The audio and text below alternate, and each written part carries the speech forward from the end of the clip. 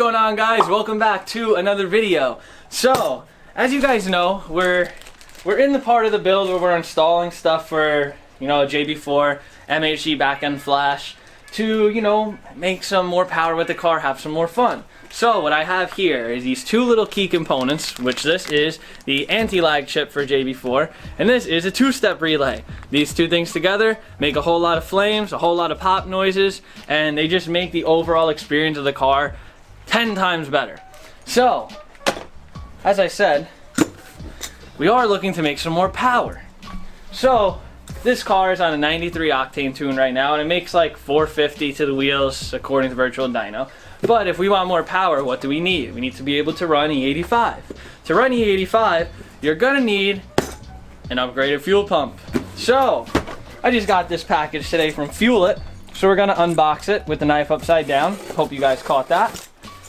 And, I'm very excited. This is a Stage 2 bucketless fuel pump from Fuel It. Let's see, packing peanuts, I love these. I know you guys like these things too.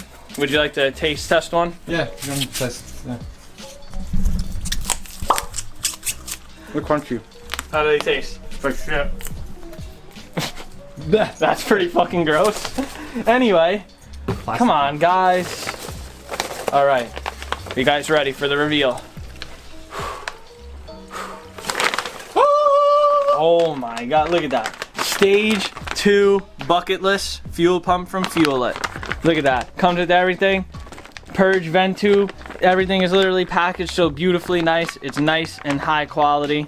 And it comes with the fuel filter. So I don't want to open this up yet. That's going to be for its own separate install video. We'll open it and show everything that comes with it. But I just wanted you guys to see that we are getting ready to make some more big power. I think it's time to get into the two-step and anti-lag install. It should be fairly simple. So let's start with that. Alright, so the first thing we're going to do is we're going to have to uninstall the JB4. It just makes life a lot easier, especially for the anti-lag chip. The anti-lag chip literally is its own separate chip, and it needs to get put onto the motherboard, so you really can't do that while it's in the car. There's not enough room. So what we're going to do is, as you saw in the JB4 video, you'll take off the cowl filter and everything. Self-explanatory, you guys know how to do that. Then you're going to take off your DME cover. There's a couple of clips. Unlock it from right here. And then there's two little pins on this side. Alright, look at that. Voila. It's like magic. I'm a magician. Alright, so as you see, there's this cluster of wires here. It looks scary, but it's really not scary, I promise you. What we're gonna do to start out is we're going to pull the JB4 tune out. Alright, so just like that, everything is out. So if you guys want to see how to install this and remove it, you can look at our video right there. Or actually, I think it'll be right there. You can look at that video right there because you guys don't need to see this boring install and uninstall process. But let's get to the fun part and shoot some flames. Alright, so now that the JB4 is out, what you're going to do is, if you have it in a little case like this, you're just going to open the case up and look at that. This right here, ladies and gentlemen, this is what gives you like 100 extra horsepower. Simply just this little ECU motherboard. So for the anti-lag chip, as I said, you have your separate anti-lag chip, and then you have a little jumper cable. So what you're gonna do is, this is the one you're gonna take out. It is 18F23K22. They have 20 and then XK. Because I guess this could be multiple different numbers depending on the ISO JB4 board you have. So this is literally going to get pulled out. It says to use like a flathead screwdriver and kind of just pry it. If you look at the back, nothing is soldered in. It's just pins. So it is sketchy. I'm going to be very careful while doing it, but that's what you're going to do. And then you're going to take the USB cable or your Bluetooth cable connection. You're going to remove this from the motherboard. You're going to loosen the screws. This is going to open up. And in slot number 4 is where you're going to put this end of the anti-lag wire. This is your D-sub connector. And then you're going to put the male and the female of slot number 17 on the female end. It's very hard to see, but there is numbers 14 to 26. So you'll go to the female end, which is this, and you'll count 14, 15, 16, 17, and you're gonna pull number 17 out on both sides, and you'll replace it with the black jumper cable that comes with the anti-lag kit. Very simple, you just have to read the directions and everything should work out perfectly fine. So now that we have the Bluetooth disconnected, as I said, you have to take this gray shell off the D-sub connector. And you guys are not gonna be able to see, but literally where these wires go in, there's multiple holes and they have numbers on them. There's no way in hell that you guys could see them, but they actually have numbers. So what you're gonna do is you're gonna take the anti-lag wire and you're gonna go into number 4, is right here, in between the black and the red. You put your wire in and push it in. And then if you look on this end, your wire is in there. You gotta make sure you push it in there good and it'll clip in place. Now if you look, you'll see where the pin came through. You just wanna make sure it's straight. That way once you put it into the JB4 motherboard, everything lines up the right way. So we'll do a nice little test fit. And money. I now have anti-lag. Which, by the way, anti-lag is only really recommended if you're using higher octane fuel, because what it does is it increases your timing when you hold the button. I'll show you guys how it all works when it comes time for that. Right now we're just installing it because it works hand in hand with the JB4 two-step and makes some cool pop and flames. What you doing? I'm doing the most scariest thing ever. Disconnecting this cable box thingy with bobber. And removing the pins. Oh my god, I did it. That's scary. That's so scary. Oh my gosh. Alright, so we took this little thing out and we're gonna keep this because if for some reason the anti-lag doesn't work, you do not want to lose this, because if you do not have this, the JB4 will not ever work the right way again. Alright, so as you see, Steve put the other chip that came out. The only difference that we visibly see is that this one's 23K and this one is 24, so maybe it's just the updated version, or maybe this one specifically has anti-lag in it, which would probably make sense. But, so we'll keep this one, never lose it. We literally lined up the pins and just pushed it back in. Easy as that. So that's it for the anti-lag install. Now, technically, if we were just installing anti-lag, we'd reinstall everything. And then, you know, we'd go through the process of doing anti-lag. But we have a two-step relay to install. So we are going to be installing this. It's pretty much the same concept. This is going to go into the D-sub connector. I have to see exactly which slot it goes into, but it's same process. This is going to go in. This is 2 jumper cables, which will go right here, still in the gray sub connector where these green ones are. I actually used to have a 2-step, but I had it with the USB.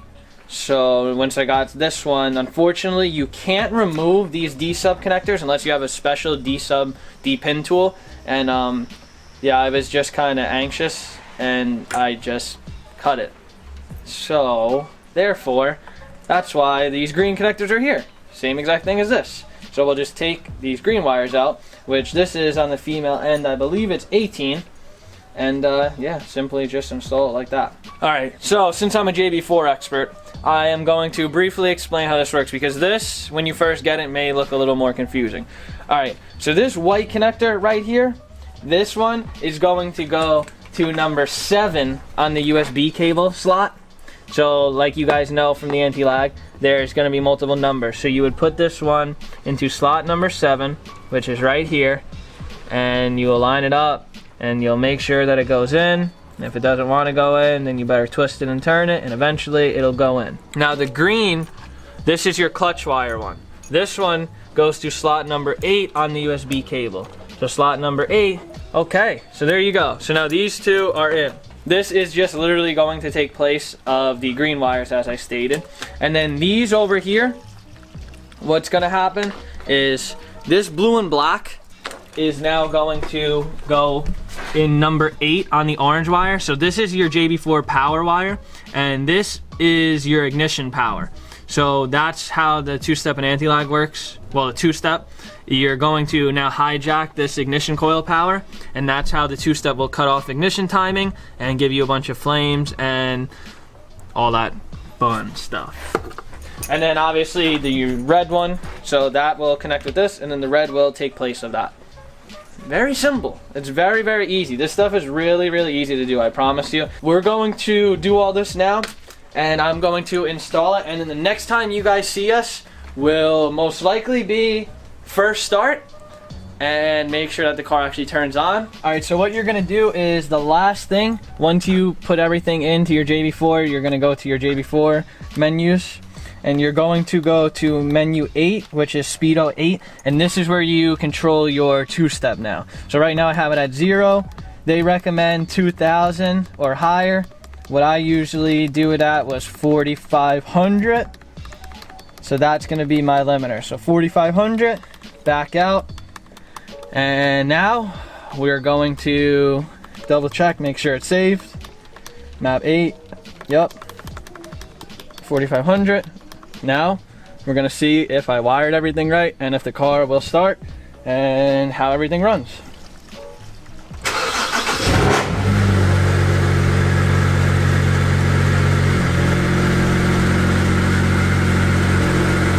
Car started up. The clutch pedal is working, nothing's dropping. Everything seems to be right, no check engine lights. So I think I did everything right. Now we're gonna let the car warm up, we're gonna go somewhere really quick, and we're going to try and two-step, see how it works.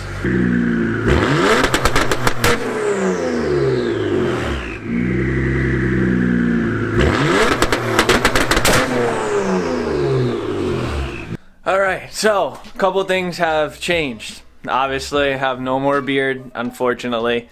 It's part of work, part of my job. Anyway though, as you guys saw in the last clip, that was with the JB4 with the two-step and the anti-lag. I'm not so sure if the anti-lag was working there. It didn't act like it should have, or from the videos that I've seen. So we did get like a little pop and like fireball, although we did try multiple times to get that to happen. So what I'm gonna do is I'm gonna actually pull the anti-lag out, because I have upgraded twins and they're GC Lite 2.0s. They spool up like stupidly fast to begin with, like similar to stock, maybe even quicker than stock turbos. So I don't need the anti-lag. It was just more or less like it was gonna be a test to see how good it worked with the two-step. And as you guys saw, I feel like it didn't work well. I feel like when I had the two-step installed prior by itself, it worked way better. So I'm gonna actually test that feature out now. I'm gonna take the anti-lag back out, put the stock chip and wire back in, then I'm gonna go and I will get another two-step clip and show you guys how it is.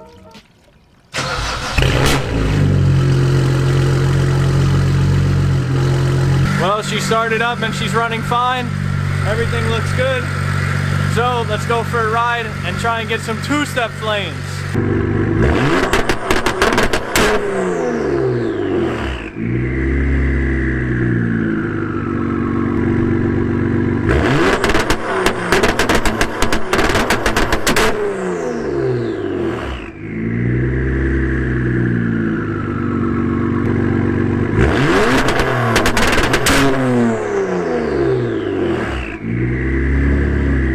Alright, so as you guys saw from those last clips, the car is not backfiring or shooting flames or even popping as I was expecting. So it is a little upsetting. I do believe that it's tune related. I think it has something to do with the fact that I'm running the JB4 and the MHD back-end flash on just like the standard default setting pump flash. And I do believe that my AFRs are a little bit more towards the lean side, so I definitely do believe that that's what's causing like the lack of popping and flames. When I was on those stock turbos and like just a stock tune, it backfired like that all day. Like if I two-stepped, it would shoot flames like that every single time, and now like I can't get flames at all. So I think it's definitely tune related, so we'll sort that out once it comes time to get a pro tune. I hope that I at least helped you guys be able to install the two-step no lift shift and the anti-lag, you know, in case you guys want to try it out for yourself. I'm sure you guys will have a lot more success than I will. Just as I said, follow all the steps. Be very careful when you're removing the wiring and when you put the D-sub pins in, and you know, just remove. When you're messing with the ECU and the DME wiring, stuff like that, it's very scary, but at the same time it's very simple to do. So hope I helped you guys. Again, always remember, work hard, stay humble.